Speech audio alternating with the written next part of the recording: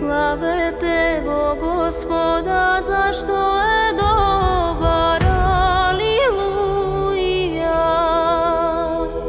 Zašto je večna milost njegova, aleluja. Slavete go Bogotna, bogovite, aleluja. Zašto je večna milost njegova, aleluja. По повод големиот христијански празник Велики поклади или познат како Прочка, екипата на Македонската информативна платформа во Америка го посети православниот храм Свети Никола во градот Отова, Нью Джерси. Низ разговор со старешината на овој Божи храм, отец Дејан Ѓорчевски, ќе се осврнеме на честувањето на денешниот ден, како и други интересни моменти поврзани со црковниот живот на македонците кои што живеат во овој крај. Како прво, благодарност до отец Дејан, што одвоивте време и покрај сите обврски да преку Македонската информативна платформа се обратите на македонците во Америка. Убаво би било да започнеме со тоа што представува овој празник и како течеа активностите за неговото одбележување. Јас ви благодарам и на вас. Господ нека благослови. Значи, денес е Прочка, празникот еден од побитните празници во нашата македонска православна црква и општо во христијанството, и тој е толку битен затоа што простувањето е дел од божанската природа.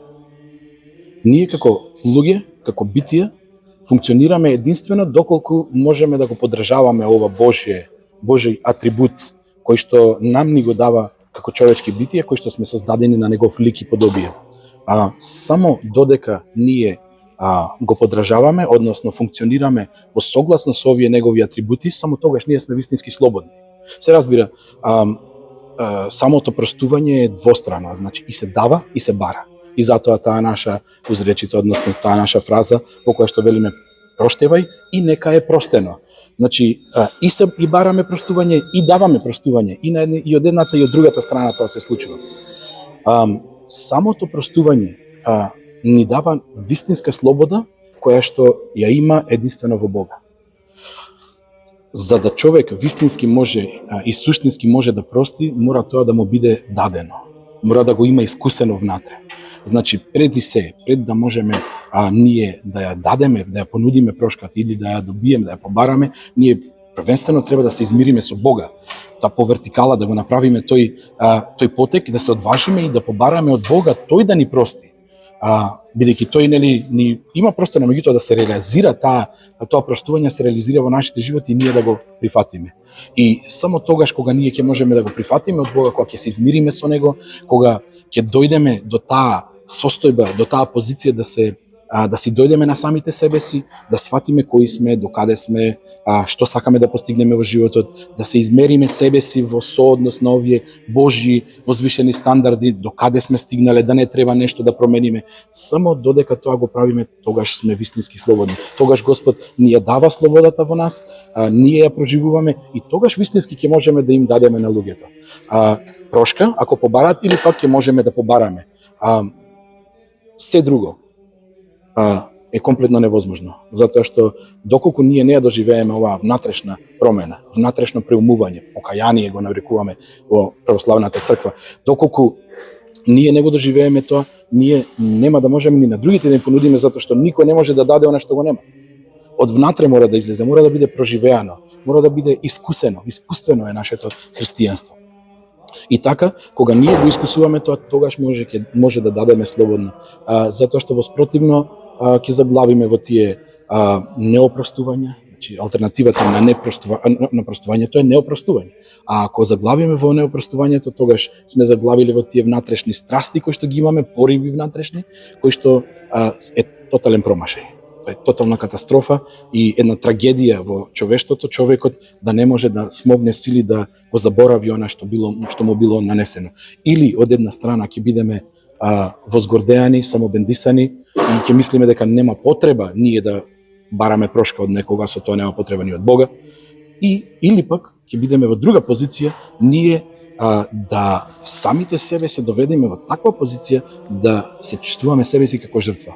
И како жртва, тоа е една од тешките состојби во кои што може да западне христијанинот, да се чувствува себе си како жртва на некој што му направил нешто или континуирано му прави. И тоа да се собира со години и години, и тогаш тоа станува како рак рана во нашите животи, која што всушност однатре не јаде, духовно не прави да бидеме робови.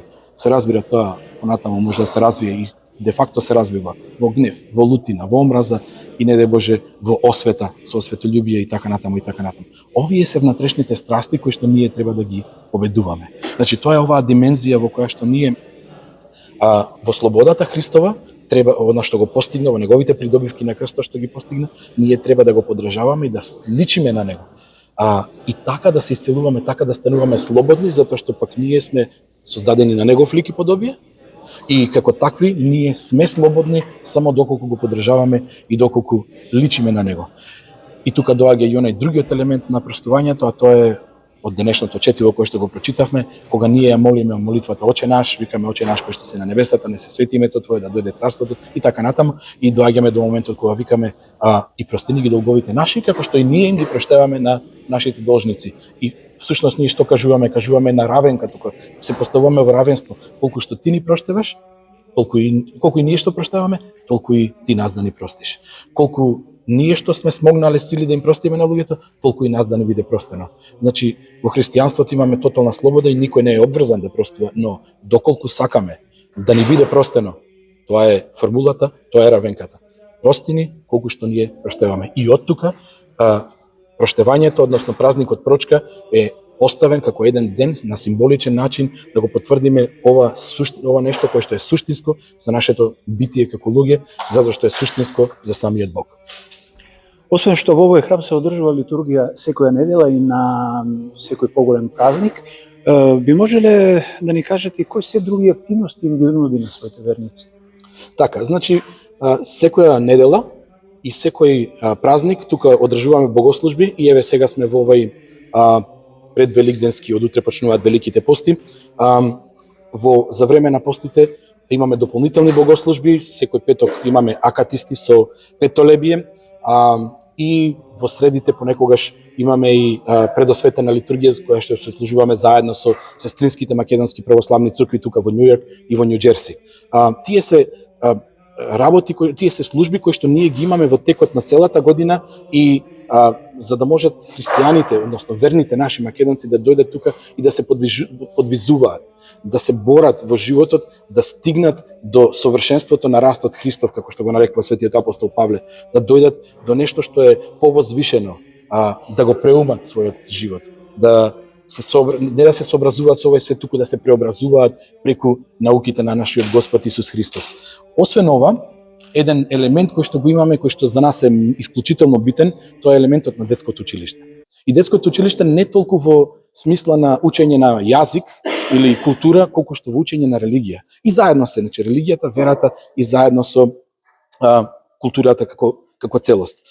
Нашите богослужби почнуваат во 10:30 часот. Дел од дечињата кои што се доволно возрастни легуваат тука во олтарот и заедно ни помагаат, сослужуваат заедно со нас, ние им помагаме чисто и од тој аспект да добијат чувство на припадност, да разберат кои се, што се и која е нивната вера, која е нивната религија.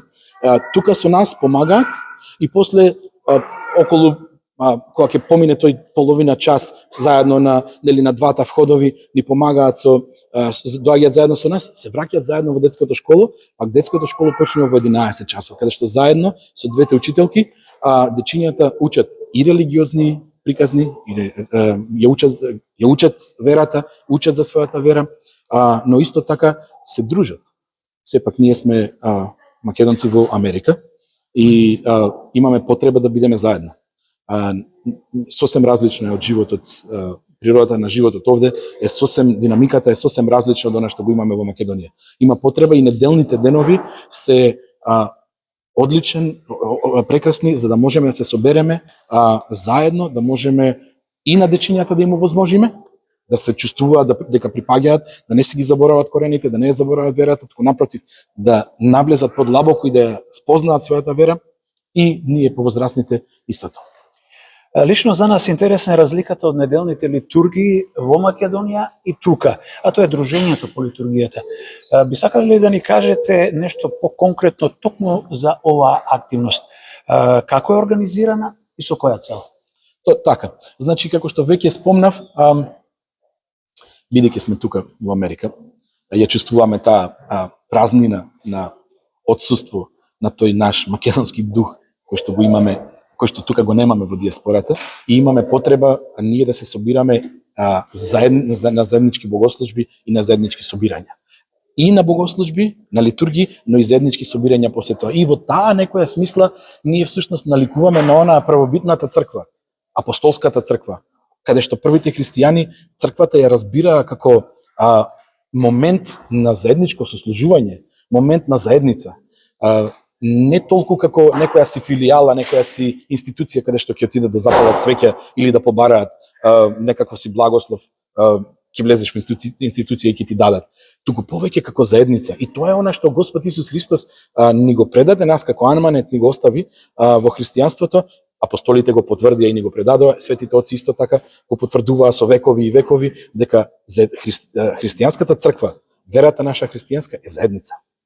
Црквата е заедница. И ние тука тоа го правиме на многу интересен начин и нели ги задоволуваме тие наши потреби и религиозни, но и социјални, да можеме да се подружиме секоја недела, веднаш после богослужбата, едно семејство се нафаќа на улогата да биде домаќин, спрема ручек за отприлика некои 80 до 100 луѓе колку што неделно во нормални богослужби, не празнични богослужби ја посетуваат нашата заедница, приготвуваат ручек и сите, ама цел ручек, не само закуска или некој нешто символично, туку цел ручек, и ние остануваме веднаш после богослужбата налик на тие агапе вечери кои што ги имале во раната христијанска црква. Заедно се седиме, си остануваме малку повеќе време да се видиме, да се подружиме и на тој начин, како што кажав, и религиозниот и тој социјалниот аспект да го задоволиме. И тоа е нешто кое што мене ми е посебно драго, затоа што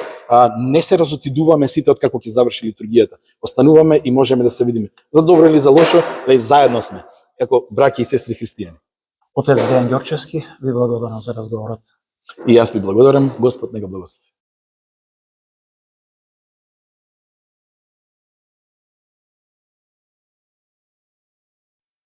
Разговорот го продолжуваме со председателот на црковниот одбор, господинот Иван Марковски. Господин Марковски, по сето ова што го слушнавме од отец Дејан, се доаѓа до заклучок дека црквата е многу битен дел од животот на македонците кои што живеат во овој дел на Америка. Па би ве замолил да се осврнеме малку и на историјата на овој храм. Кога е изградена црквата, колку верници може да прими и од што се состои црковниот комплекс? Видите вака, црковното место се купи во 1992 година, а во 1994 година, на 14 август, се освети црковниот храм од покојниот наш архиепископ дедо Михаел. Значи, за еден период, доста краток период, 2 години се успеа црквата да се изгради, и после тоа се продолжи и со градење на црковната сала и малата сала. Малата сала беше завршена на почетокот во 1995 година, а големата сала беше осветена и пуштена да работи во 1999 година на 14 август, а и беше осветена од страна на дедо Кирил, и после тоа, мислам, функционира целиот комплекс. Од она се купи дополнително место за паркирање на коли во почетокот на 2000 година. Тоа е, затоа имаме 70 паркинг места за паркирање на коли, а во 2004 година се купи уште еден дел, кој што е скроз од другата страна. Се надеваме дека за воднина за правење на пикници тој дел ќе се употребува. Што се однесува до македонците во овој дел на Америка, од 2000 година, секоја година се прави дочек на нова година и сите естрадни пејачи, уметници од Република Македонија се, можам да кажам, дојдени во текот на изминатите 23 години тоа го правиме. Значи групата Молика, Dream Team, Благица Павловска и Наковска, госпожата Елена Велевска. Значи сите скоро естрадни уметници од Република Македонија се дојдени тука за извршуваат еден дел од животот што се одвива во овој дел. Исто така оваа година имавме прилика председател на Република Македонија да биде присутна во месец октомври, беше пречакана во малата сала.